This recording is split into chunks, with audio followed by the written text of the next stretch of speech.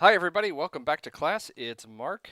My technical problems have been solved and I'm back to recording videos, which is just how we like it. This week we're going to be working in session 7, and today, by the way, is Friday, September the 30th. It's almost fall, which is my favorite time of year. The air is crisp, the leaves are beginning to turn. It's a beautiful sight outside. But let's focus on English. I'm going to jump into class session 7, and this is a little bit lighter workload. It's not too bad. Most of your time will be spent refining and polishing the essay that you turned in the draft for, making that as good as possible. And there's a couple of supplemental resources in here about refining your essay.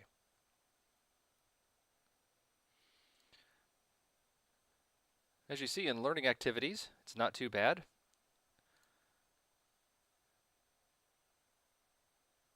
I'm not going to open these individually, but recommend that you read them. It's about tailoring yours to the audience.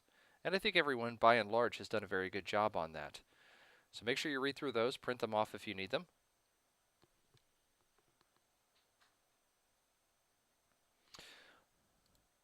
There's also a video on the revision process and revising drafts.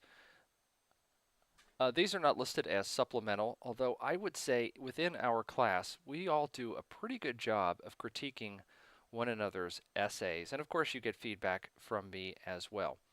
So look through these if you think you need to, but mostly when you're revising your draft into the final version, I have a couple of suggestions for you. Number one, of course, take seriously the feedback that you get from your peers in the discussion board. Number two, make sure that you take seriously the feedback you get from me and make the corrections, if you agree with them, where I have indicated.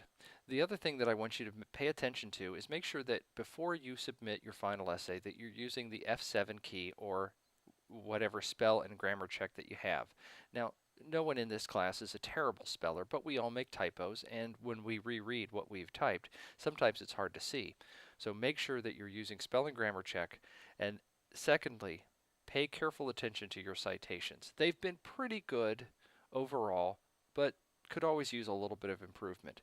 If you're not sure about a citation, of course, there are outside resources you can use, such as citationmachine.net or Purdue OWL, or you could simply Google how do I cite in MLA, a periodical, a book, an online journal, etc.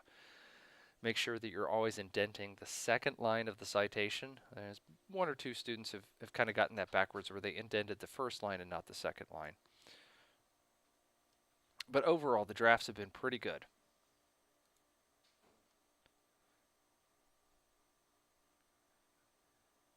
So for assignments for this session, we have a discussion board, and I'll go ahead and open this up first, submitting the classical argument final version.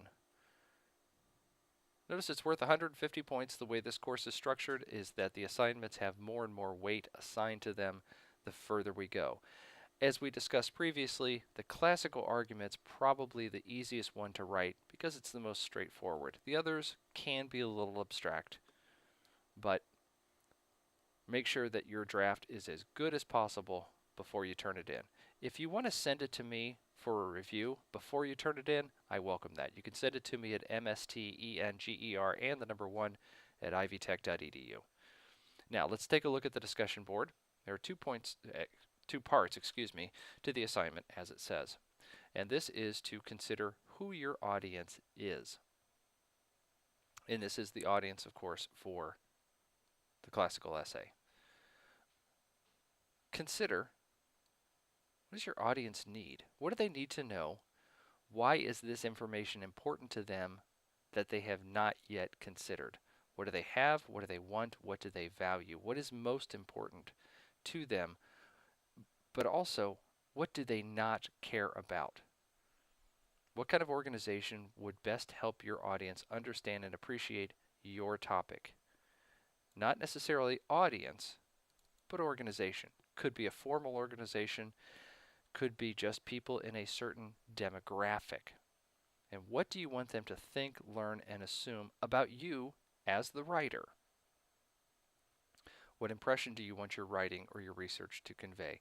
These are all important topics to consider. Now, your post is only 250 words. Do you have to address every single one of these? No, but you should hit the highlights and write to your strength. Of course, tell me who your audience is, but then use the rest of that time to mention what you think is most important about their needs, about their wants, about their values. What is most important to them? What is least important to them? You can tailor it as you see fit. Now, of course, this asks you to post as quickly as possible so we have sufficient time for everybody to get into a good discussion and pair off into different tangents based on your initial posts. You have to reply to at least 2 people. More is better, of course, but a minimum of 2. And as I've mentioned before, these are some of the easiest points in the course. If you fulfill the requirements and you do it on time, you generally get all the points.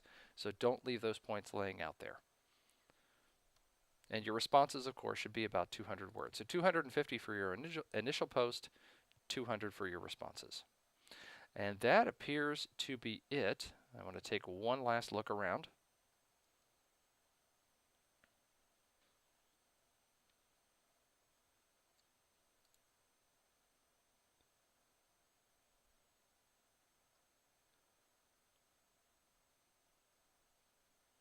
And I think we have covered it. Well, I promised you this would be one of the shorter ones, and it is. How do we stay in touch? Well, you know the drill. Text me anytime at 812-498-4200. I already gave you my email address, but I'll do it one more time, mstenger and the number 1 at ivtech.edu.